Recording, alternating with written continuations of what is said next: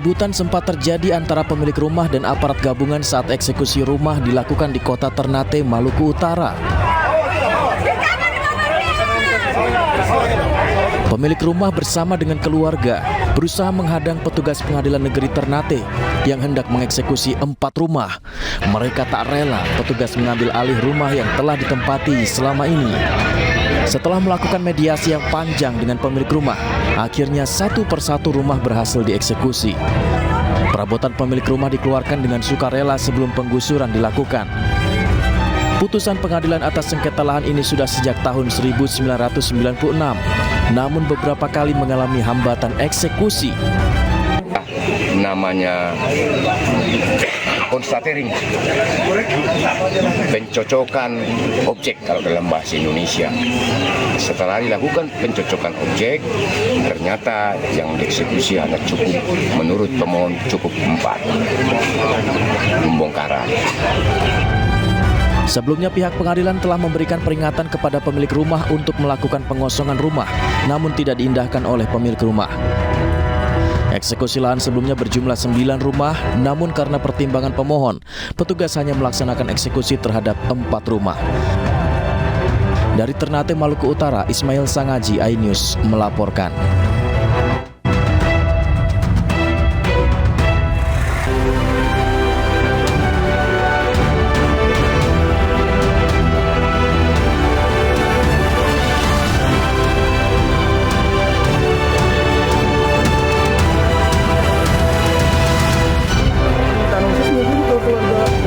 KPK periksa Mario Dandi di Polda Metro Jaya atas kasus ayahnya.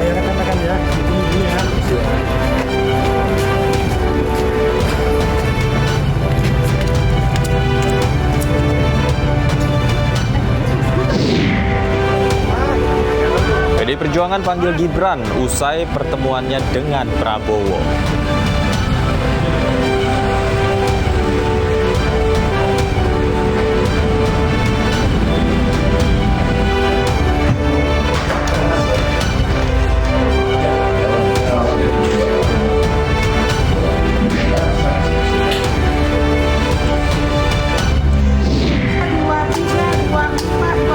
Tugas pajak bidik peserta arisan 2,5 miliar rupiah yang viral di media sosial.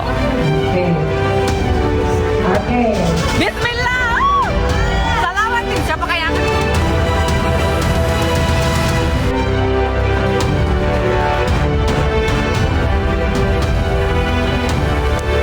Halo, selamat sore pemirsa, demikian tadi berita pilihan iNews sore hari ini bersama saya Davi Pratama. Pemirsa, kita awali iNews sore hari ini dengan informasi KPK periksa tersangka penganiayaan David Ozora Mario Dandi. Mario Dandi diperiksa sebagai saksi untuk ayahnya Rafael Alun Trisambodo dalam kasus gratifikasi dan tindak pidana pencucian uang.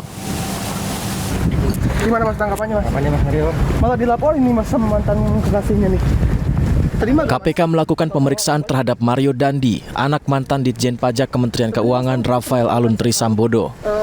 Selain Mario, ada 3 orang saksi lainnya yakni Oki Hendarsanti, Ujeng Arsatoko, Franciscus Safrius Wijayanto Nugroho, dan Jeffrey Amsar.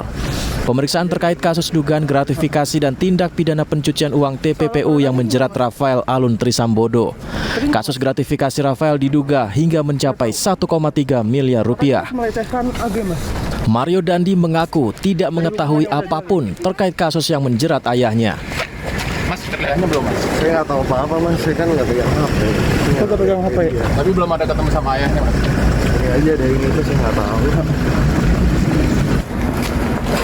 Diketahui putra Rafael, Mario Dandi sendiri, ditetapkan sebagai tersangka akibat kasus penganiayaan terhadap Kristalino David Ozora. Tim Liputan iNews melaporkan. Dan untuk mengetahui informasi selengkapnya, kami sudah terhubung dengan rekan kami Kevin Pakan di Polda Metro Jaya. Selamat sore, Kevin. Seperti apa informasi terkini mengenai pemeriksaan Mario Dandi di Polda Metro Jaya? Ya, selamat sore Davi dan juga pemirsa. Memang sampai dengan sore hari ini tersangka penganiayaan dari Mario Dandi Satrio ini masih terus dilakukan dari tim KPK bekerjasama dengan unit PPA atau Perlindungan Perempuan dan Anak dari Polda Metro Jaya. di mana tadi hal ini disampaikan langsung dan kami mengkonfirmasi kepada Kabid Humas Polda Metro Jaya, Kombes Trunoyono, yang menyatakan bahwa memang sampai dengan saat ini dari tersangka Mario Dandi ini masih terus dilakukan proses pemeriksaan. Dan memang benar sekali Davi dan pemirsa bahwa sebenarnya dari tersangka Mario Dandi Satrio ini tidak mengetahui terkait dengan pemeriksaan yang dilakukan oleh pihak KPK, karena memang tadi sempat ditanya oleh pihak awak media terkait dengan apa baik dari tindak pidana pencucian uang yang dilakukan oleh ayahnya atau terkait dengan gratifikasi yang diterima oleh ayahnya, yaitu Rafael Aluntri Sambodo. Dan memang tadi juga sempat kami bertanya apakah hanya terkait dengan kasus tindak pidana pencucian uang saja ataupun gratifikasi, bahwa seperti diketahui dari pihak mantan kekasih dari Mario Dandi yaitu AG telah melaporkan kasus pencabulan terhadap dirinya kepada Polda Metro Jaya. Maka tadi sempat dikatakan juga oleh pihak dari Kabid Humas Polda Metro Jaya yang mengatakan bahwa sampai dengan saat ini proses juga masih terus dilakukan terkait dengan hal itu. Karena kalau dilihat Davi dan pemirsa, sementara pihak dari mantan kekasih dari Mario Dandi ini telah melakukan atau melaporkan dari Mario Dandi sebanyak 3 kali. Namun hal ini merupakan kali ketiga kemudian diterima proses berkasnya oleh tim Polda Metro Jaya, maka langsung dilakukan pemeriksaan di unit PPA. Dan memang sampai dengan saat ini Davi, kami terus memantau, masih terus menunggu kira-kira sampai kapan. Namun yang dapat dipastikan bahwa memang nantinya pihak dari unit PPA dan juga KPK nanti akan menginformasikan perkembangan terkini terkait dengan kasus ini. Sementara itu, Davi. Baik, terima kasih Kevin Pakan atas laporan Anda langsung dari Polda Metro Jaya. Selamat bertugas kembali. Terdakwa Ferdi Sambo ajukan kasasi atas putusan hukuman mati Pengadilan Negeri Jakarta Selatan ke Mahkamah Agung. Selain Ferdi Sambo, istrinya Putri Chandrawati dan Kuat Ma'ruf juga mengajukan kasasi atas kasus pembunuhan berencana Brigadir Yosua.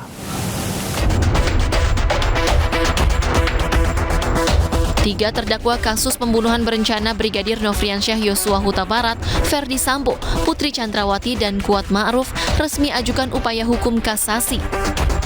Upaya kasasi ini dilakukan ke Pengadilan Negeri Jakarta Selatan. Kasasi tersebut mereka ajukan setelah Pengadilan Tinggi DKI Jakarta menolak banding yang mereka ajukan. Sebelumnya Ferdi Sambo mengajukan permohonan kasasi pada 12 Mei 2023. Sementara istrinya, Putri Chandrawati, mengajukan pada 9 Mei 2023. Sedangkan Kuat Ma'ruf mengajukan kasasi pada tanggal 15 Mei 2023. Keempat terdakwa atas kasus pembunuhan berencana Brigadir Yosua dinilai terbukti secara sah dan meyakinkan menurut hukum bersalah melakukan tindakan pidana. Sehingga Ferdi Sambo tetap dihukum mati, sementara Putri dihukum 20 tahun penjara, Riki tetap dihukum 13 tahun penjara, dan Kuat Ma'ruf tetap dihukum 15 tahun penjara. Tim Liputan iNews melaporkan. Pemirsa, Menko Polhukam Mahfud MD yang kini menjabat PLT Menkominfo membeberkan kasus korupsi Tower BTS yang jerat Sekjen Partai Nasdem Jody G. Plate. Proyek tersebut berlangsung sejak tahun 2006 dan bermasalah pada tahun anggaran 2020. Dianggap benar yang sudah Menko Polhukam Mahfud MD Senin siang menemui Presiden Joko Widodo dalam penetapan tugas PLT Menkominfo menggantikan Jony G. Plate pasca ditetapkan sebagai tersangka proyek menara BTS 4G Bakti Kominfo. Mahfud menuturkan proyek pembangunan BTS 4G Kemenkominfo telah berlangsung sejak tahun 2006 dan bermasalah pada tahun anggaran 2020. Proyek senilai 28 triliun rupiah itu diminta dicairkan terlebih dahulu sebesar 10 triliun rupiah. Mahfud MD sempat memberikan teguran dan mengatakan target proyek yang harusnya selesai pada tahun 2021, namun pihak Kemenkominfo meminta perpanjangan hingga Maret 2022. Menurut Mahfud, dana pembangunan tower sebesar 10 triliun rupiah dikorupsi sebesar 8 triliun rupiah. Rencana pembangunan tower sebanyak 4.200 tower, namun dari laporan hanya 1.200 tower yang telah selesai pengerjaannya.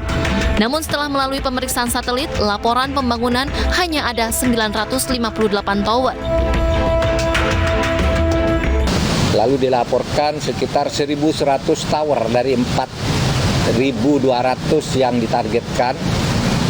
Itu 1.100 tower dilaporkan jadi sesudah diperiksa melalui satelit yang ada itu 958.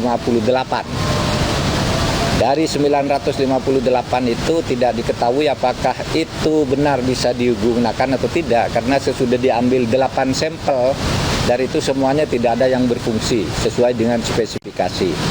Tetapi diasumsikan dulu bahwa itu benar.